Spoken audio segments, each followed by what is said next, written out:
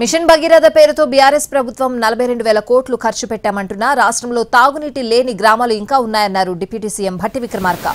పలు గ్రామాలు ఇంకా తాగునీటి సౌకర్యం లేక ఇబ్బందులు పడుతున్నాయని, బీఆర్ఎస్ ప్రభుత్వం ఖర్చు చేసిన 42,000 కోట్లు ఎక్కడికి పోయాయని ప్రశ్నించారు.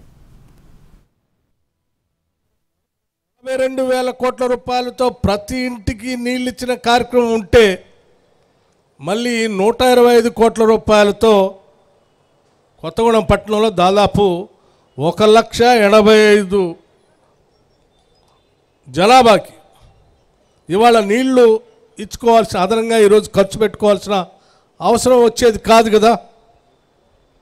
దీంతోపాటు నా పక్కన ఉన్న వెంకటరెడ్డి గారు కూడా నిన్నంతా ఒక మాట చెప్తా ఉన్నారు.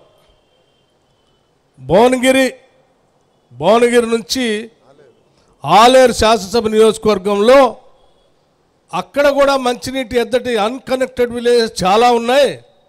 దానికి ఒక 150 కోట్లు అవసరం ఉంటుంది, దాన్ని వెంటనే శాంక్షన్ చేయండి అని అడుగుతున్నాం. అంటే ఇంత పెద్ద ఎత్తున